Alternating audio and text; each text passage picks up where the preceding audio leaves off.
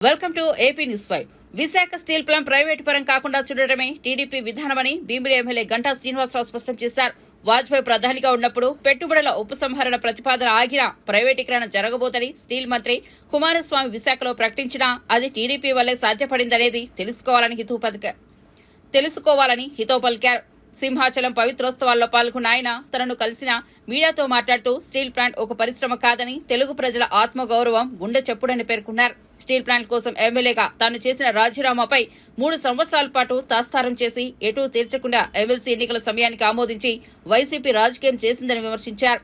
MLC ఎన్నికల్లో MLA ఓటుకు ఉండే ప్రాముఖ్యతను దృష్టిలో ఉంచుకుని రాజీనామా విషయమై కోర్టుకు వెళ్లానే తప్ప కేవలం 2 నెలలు గడువున్న పదవి కోసం కాదని తెలుసుకోవాలన్నారు. టీడీపీ పోటీ పెట్టకపోవడం వల్ల ఎమ్మెల్సీగా గెలిచిన నాయకుడు మంత్రిగా ఉంటూ రాష్ట్రంలో అత్యధిక ఓట్ల తేడాతో ఓడిపోయిన కోడికి గుడ్డికు తేడా తెలియని మరో వైసీపీ నాయకుడు అంశంపై చవకబారు విమర్శలు మానుకోవాలని సూచించారు. వైసీపీ దిగజారుడు రాజకీయాలు మానుకోకపోతే ఇప్పుడు వచ్చిన 11 స్థానాల్లో ఒకట్లు పోయి వచ్చే ఎన్నికల్లో గుడ్డు సున్నా మాత్రమే మిగులుతుందని హెచ్చరించారు. ఏదైతే విశాఖపట్నం స్టీల్ ప్లాంట్ గురించి వైసీపీ పార్టీ నాయకులు కొన్ని వ్యాఖ్యానాలు చేస్తూ ఉన్నారు. వాళ్ళందరికీ కూడా నేను ఒకటే తెలియజేస్తా ఉన్నాను.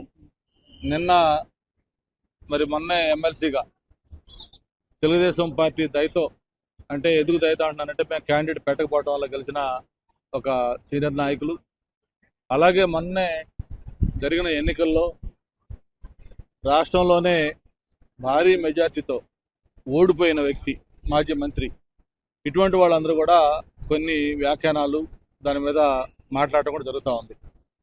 నేను వాళ్ళందరికీ కూడా తెలియజేసేది ఒకటే, విశాఖపట్నం స్టీల్ ప్లాంట్ అనేది వాళ్ళకి రాజకీయం, కానీ మాకు కానీ మా పార్టీకి కానీ అది ఒక సెంటిమెంటు, అది ఒక అభిమానం, అది ఒక తెలుగువాడి గుండె చప్పుడుగా భావించే భావన మాది, మా పార్టీ వాళ్ళది.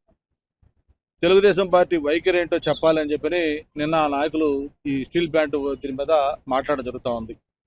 మరి వాళ్ళు నిక్కర్లు వేసుకోకముందే తెలుగుదేశం పార్టీ స్టీల్ ప్లాంట్ పట్ల ఎలా ఉంటుందో ఏంటనేది వాజ్పేయి గారు ప్రధానమంత్రిగా ఉండగా, నేను ఎర్రవనాయుడు గారు, ఎంవీఎస్ మూర్తి గారు, మేమందరం ఎంపీలుగా ఉండగా ఆ రోజు డిజిన్వెస్ట్మెంట్ ప్రపోజల్ వస్తేనే చంద్రబాబు నాయుడు గారి చొరవతోటి ఆ రోజు వాజ్పేయి గారిని కలిసి ఆ స్టీల్ ప్లాంట్ ఎట్టి పరిస్థితుల్లో కూడా డిజిన్వెస్ట్మెంట్ ప్రపోజల్ చేయకూడదు, దాన్ని విరమించుకోవాలని ఒత్తిడి తెచ్చి దాన్ని చేసిన ఆ రోజు నుంచి ఈ రోజు వరకు కూడా ఎప్పుడు కూడా స్టీల్ ప్లాంట్ అనేది మాకు ఒక చాలా చాలా ప్రయారిటీతో కూడుకున్న అంశం.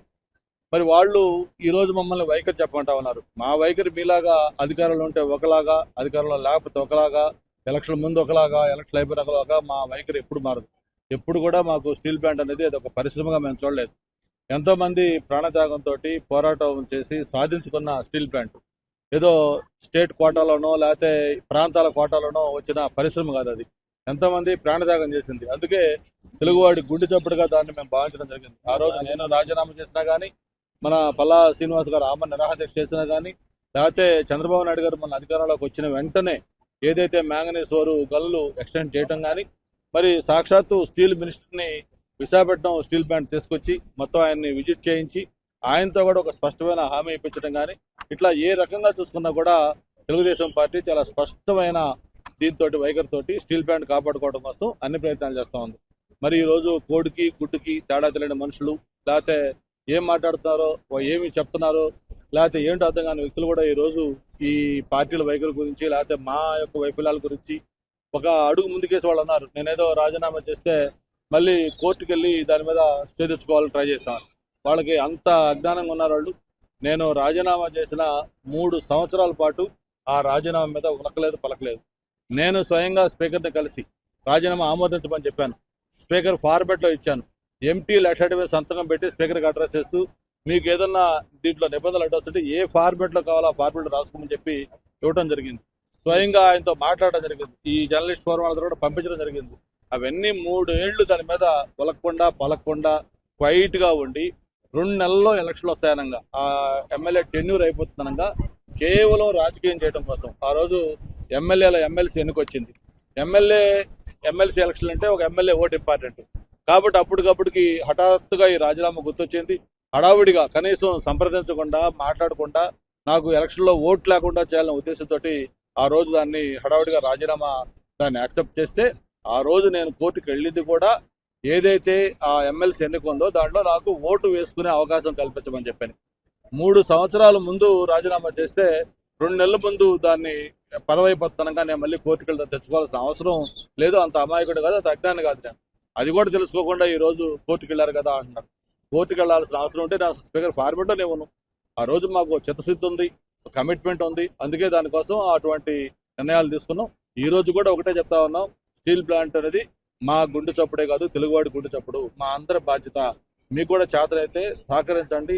దాన్ని కొంచెం బలోపేతం చేయడం కోసం ఏం చేయాలో ఒక కన్స్ట్రక్టివ్ అడ్వైజులు ఇవ్వండి తప్ప చౌకబారు విమర్శలు చేసి చరిత్రహీనులుగా కావద్దని చెప్పని వైసీపీ పార్టీ నాయకులకి, వైసీపీ పార్టీ పెద్దలకు అది కూడా తెలియజేసుకుంటూ, మొన్న ఎన్నికల్లో ప్రజలు 11 సీట్లు ఇచ్చారు.